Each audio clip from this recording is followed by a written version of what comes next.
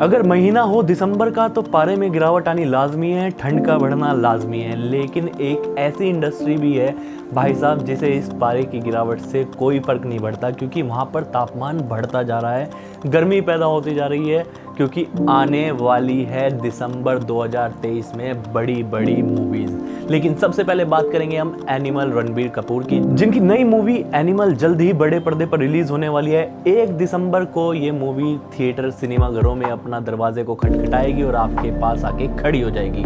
लेकिन क्या लोग भी इस मूवी के पास जाने के लिए उत्सुक हैं? ऐसा ही हमने बात की थी अपनी पिछली वीडियो में, तो आप जाके देख सकते हैं। उसमें हमने बात की थी प्री एडवांस बुकिंग के बारे में कि कितनी एडवांस बुकिंग अब तक एनिमल की हुई है। लेकिन बात करते हैं अभी कल के एस्टिमेट से लेके अगर मैं बात करूँ तो पूरे 48 घंटे अभी इस मूवी को आने में बाकी है। लेकिन लोगों का क्रेज़ भाई साहब थमने का नाम नहीं ले रहा है। इस मूवी के लिए मारामारी जारी है और लोग थिएटर में पहले ही दिन इस मूवी को देखने के लिए डेस्परेट हैं। ये हम क्यों कह रहे हैं? क्योंकि हम एक आंकड़ा लाए हैं, जैसा कि सबसे बड़ी जो pre advance booking Hindi belt पे हुई है अब तक, वो ये बाहुबली 2 के लिए।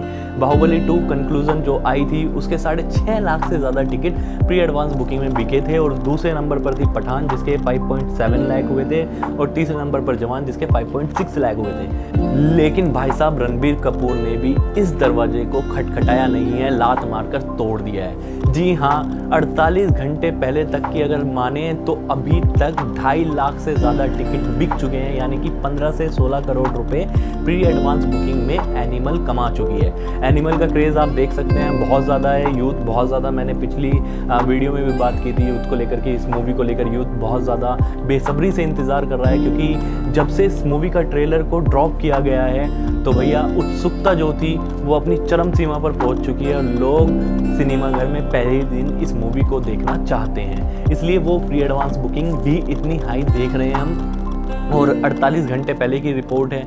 और मैं मान सकता हूं कि अगर इस मूवी को आने से एक दिन यानी कि 30 नवंबर तक ये मूवी ज़्यादा से ज़्यादा 4 लाख टिकट तक तो भाई साहब पहुंच ही जाएगी प्री एडवांस बुकिंग में। और ए रेटेड मूवी है तो 40 से 45 करोड़ रुपए मुझे लगता है कि पहले दिन ये मूवी कमा सकती है, जो कि रणबीर कपूर की हाईएस्ट ग्रोसिंग मूवीज़ में से एक हो सकती है, वो भी ए रेटेड। पहली बार शायद किसी रणबीर कपूर की मूवी को ए रेटेड मिला होगा सर्टिफिकेट, तो ये बहुत ही अच्छी बात है रणबीर कपूर के लिए, उनके करियर के लिए। और सबसे बड़ी बात है संदीप रेड्डी वांगा के लिए, जो कबीर सिंह के बाद एक और मास्टरपीस वायलेंस वाला सिनेमाघरों में उतार रहे हैं। अब बात करते हैं इसी महीने की दूसरी सबसे बड़ी रिलीज़ की, जो है सालार। हालांकि सालार और डंकी दोनों का क्लैश होने वाला है, एक ही दिन दोनों रिलीज़ होने वाली हैं।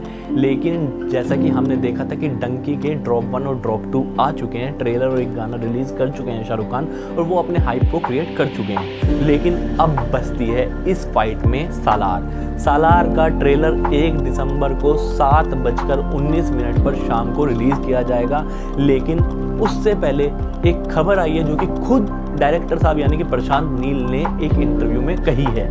प्रशांत नील ने एक मीडिया चैनल से बात करते हुए एक इंटरव्यू में बताया कि भैया जो सालार मूवी है उसका केजीएफ के यूनिवर्स से और केजीएफ मूवी से कोई लेना देना नहीं है। ये एकदम बिल्कुल हटके और अलग सिनेमा है, अलग मूवी है, इसका केजीएफ से कोई रिलेशन नहीं है। ये 2 पार्ट में बनने वाली मूवी होगी जो कि दोस्ती पर आधारित होगी। जहाँ तक इसमें दिखाया जाएगा कि 2 दोस्त जो कि आपस में बहुत अच्छी जिनकी गहरी दोस्ती थी, लेकिन वो ही एक दूसरे के दुश्मन बन जाते हैं। इस चीज़ पर ये मूवी आधारित होने वाली है, जो कि हमें प्रशांत नील ने एक इंटरव्यू में बताया है। लेकिन इसके भी 2 मायने निकाले जा रहे हैं। हो सकता है कि प्रशांत नील ये बताकर, ऐसा भी हो सकता है कि उन्होंने पहले ही अपनी ऑडियंस को बता दिया कि भैया ये एक्सपेक्ट करके मत जाना कि आपको सिनेमाघरों में जाकर आपको रॉकी भाई या केजीएफ वाला कुछ फ्लेवर दिखने वाला है। लेकिन भैया जो इसका टीज़र या जो भी एक पहली झलक आई थी, देखिए प्रशांत नील कितना ही मना कर लें लेकिन पूरे सालार में केजीएफ की झलक थी। केजीएफ की झलक क्यों थी? क्योंकि उनका स्टाइल, शूट करने का स्टाइल, दिखाने का प्रेजेंटेशन पूरा का पूरा केजीएफ वाला था, तो इसलिए भी लोगों की उम्मीदें थी। अब बात करते हैं इसी इंटरव्यू की दूसरी संभावना की। दूसरी संभावना ये है कि प्रशांत नील ने जो इंटरव्यू दिया है, हो सकता है कि भाई साहब वो मूर्ख बनाने वाली कहानी है, और जब हम सिनेमाघरों में जाएं और मूवी को देखें तो वहाँ पर आपको तड़कते भड़कते रॉकी भाई की एंट्री होती दिखाई दे, जिससे कि इस मूवी का हाइप बहुत ज़्यादा बढ़ने के चांसेस हो सकते हैं। ये भी मास्टर प्लान हो सकता है प्रशांत नील का कि भैया है यहाँ तो मना कर दो, लेकिन जब थिएटर में जाएं तो ये वहाँ पर आपको KGF वाले रॉकी भाई मिले और इसकी हर जगह बात होनी शुरू हो जाए और लोगों का मतलब पूरा ध्यान सालार की तरफ खींचा जा सके। तीसरी बात हम बात करते हैं कि कल जैसे कि ट्रेलर आने वाला है, तो ट्रेलर से काफ़ी ज़्यादा उम्मीदें हैं। ट्रेलर में बहुत सारी चीज़ें साफ़ हो जाएंगी, क्योंकि पहली झलक जो थी उसमें हमने देखा कि सिर्फ और सिर्फ रेबल स्टार सालार यानी कि प्रभास का एक लुक जारी किया गया था। उसमें कुछ इतना खास हमें देखने के लिए नहीं मिला था, कुछ KGF वाली ही टीज़र और ट्रेलर की झलकियाँ देखने को मिली थी। लेकिन कल आ रहा है 7:19 पर ये ट्रेलर, तो उसका भी हम रिव्यू और रिएक्शन करेंगे। तो ये थी एनिमल, सालार। और डंकी की बात करें तो डंकी अपने पहले ही ड्रॉप 1 और ड्रॉप 2 अपना रिलीज़ कर चुके हैं और राजकुमार हिरानी बहुत ज़्यादा कॉन्फिडेंस है इस मूवी को लेकर, यहाँ तक कि प्रशांत नील भी अपनी सालार को लेकर बहुत ज़्यादा कॉन्फिडेंस है। तो दिसंबर 2023 में मैं फिर से वही बात दोहराऊंगा कि पारा नीचे की साइड गिर रहा है, लेकिन भैया बॉलीवुड इंडस्ट्री का पारा ऊपर की तरफ बढ़ रहा है, गर्माहट बढ़ती जा रही है। दिसंबर 2023 में बहुत बड़े बड़े मास्टरपीस आने वाली है और याद रखिएगा कि एनिमल का क्लैश भी होने वाला है सैम बहादुर के साथ।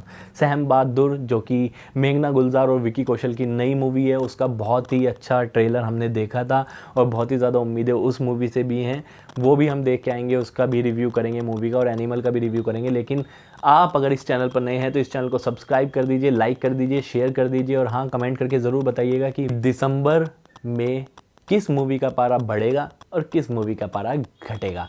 तो चलिए जल्दी मिलते हैं अगली वीडियो में, तब तक के लिए आपसे लेते हैं विदा। धन्यवाद।